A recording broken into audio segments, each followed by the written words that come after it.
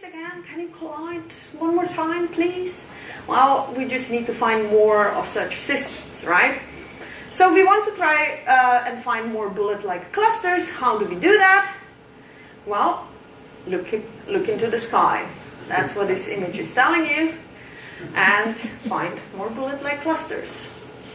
So in reality, what we do is we go out, big surveys like LSST. We find clusters, 2 of them. You need 2 of them because once they end up merging and becoming a single cluster, they don't really help you. You want to catch them right after the collision. And so they still have to be separated. You want 2 clusters and you want gas to be smack in the middle. That tells you that they're not just about to merge, but they have just merged. And so we found the baby bullet cluster that way. Another phone number next to it. Turns out the baby bullet is neither baby nor bullet because it's older than the bullet cluster and it doesn't have the bullet shock. But it's still a collision of 2 galaxy clusters and we can still use it to study dark matter. So by definition, the way we search for these things, we want the gas to be smack in the middle, and that's what these purple contours are showing you. And when you do the gravitational lensing, you can see where the total matter is, and the total matter is again lining up with the 2 galaxy distributions. These are the galaxy distribution. Putting on top gas, you can see gas smack in the middle between the 2. Again, this is again a collision. You know the gas has been stripped. You know dark matter hasn't done much, and so you can make conclusions about dark matter self-interaction cross-section. There's a little bit more to go into this, but we get a very similar constraint than we got from the bullet cluster. So again, this was an independent confirmation, and we have another one. So this is a very recent one. This was presented just 2 weeks ago at AAS, so American Astronomical Society meeting, and this one was found in a DLS survey, deep lens survey. So the DLS survey is sort of a precursor for LSST, which is another telescope that is going to search for a lot of things in the sky, and it's just, again, in white. Here you see contours of galaxy distribution, and you can nicely see the 2 peaks of the galaxies, and you look at it and you go, where is the gas? Where is the dark matter? You realize the gas is smack in the middle again, and the dark matter is again lining up with galaxies. So this is the 3rd independent confirmation. The dark matter exists, and it's collisionless. So again, we can put some constraints on a cross-section, sigma over m, this time less than 7 centimeters square per gram. A lot of this is, with bullet cluster, we know exactly how fast they collided. Here we don't know yet because the data is not deep enough to really get a velocity. Once we get a velocity, we'll be able to get better constraints. So this is, I'll skip this slide, or just to tell you. So these are sort of the systems which we look. You can see time since collision on the y-axis and relative collision velocity. All the way on the right you have the bullet cluster. It's a very high collision, high-speed collision. But we have all sorts of different collision velocities in contours, this last discovery, telling us about what the collision likely is and what's the time since collision. And we see these things sort of 0.2 to 1 gigayears since they collided. So can we just wait for one to happen? Well, you can see it takes about 0.2 gigayears just since the collision, so maybe not a good thing to wait.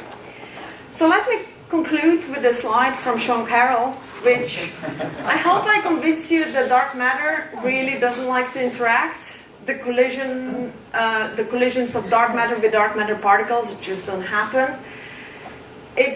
I didn't tell you that, but it's one of the most abundant, it's much more abundant form of matter in the universe than anything we can see. And so, hence the conclusion, dark matter, most of the universe cannot even be bothered to interact with you. Thank you very much.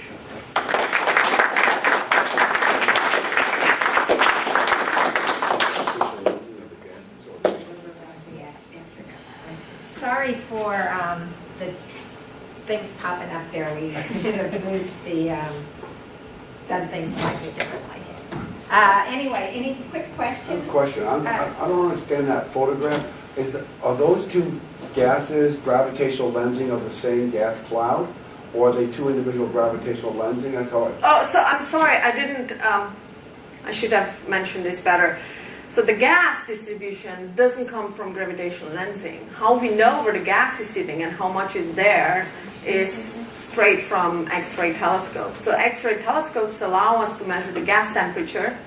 And so from the gas temperature and assuming hydrostatic equilibrium, you can actually then calculate what's the mass and what's the distribution of that gas in between. So all what lensing does is measures the total matter, and that's the blue stuff.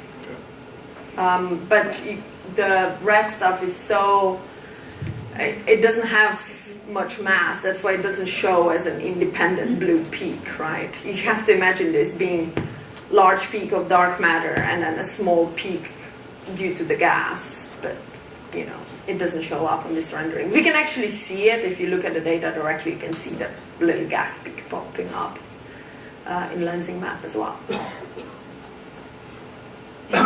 More questions? Okay, well, we'll have time for more discussion after the next talk. Thank you very much. Thank So our next speaker is Harry Nelson from University of California, Santa Barbara, to tell us about direct detection. Thanks for inviting me here. It's a pleasure to be here to say something. Direct detection of dark matter is a sort of euphemism for can we get the dark matter to touch apparatus in our laboratories on Earth. What we know about dark matter is, as Marusa said, it comes from astrophysical, really clever astrophysical observations. And as she said, if you look out at the universe, it's kind of shocking to think most of the energy or matter counted as energy via E equals mc squared. Most of the energy in the universe is actually in the darkness. And what's emitting light, less than 1%, right? Less than 1% of what's out there. It comes in various forms. Dark energy is somehow glued right into the vacuum, into space, and it doesn't fall in ever.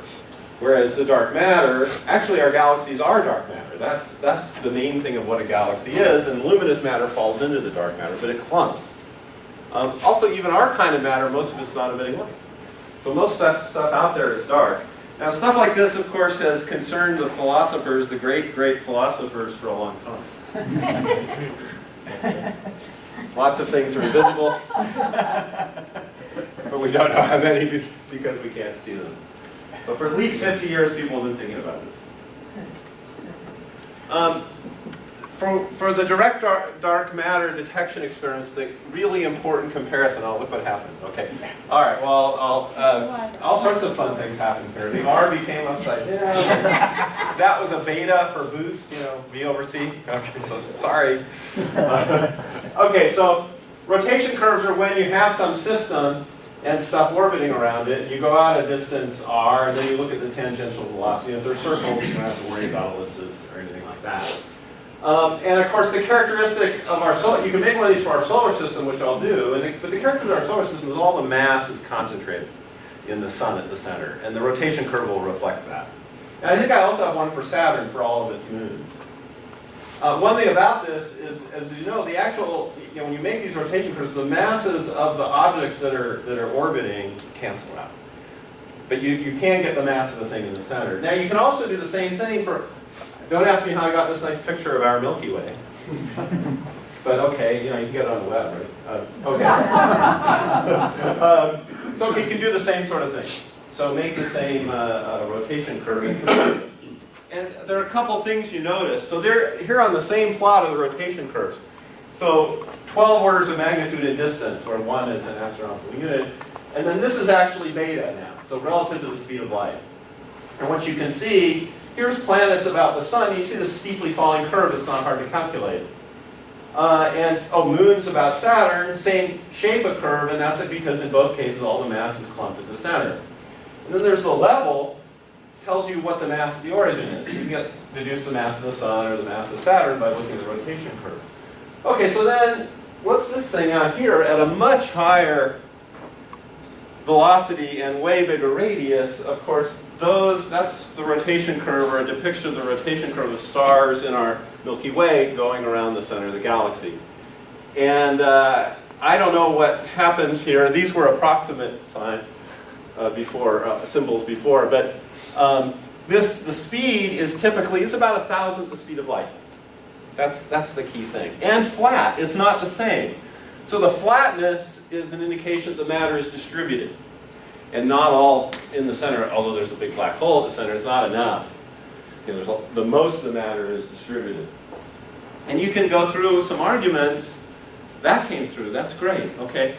That, you can just set the centripetal acceleration equal to the force at the origin and divide, and get that from Gauss's law, that the speed is square root of the mass that's inside of some radius divided by the radius, and then you have to think, well, what function should the mass inside a radius be to get a constant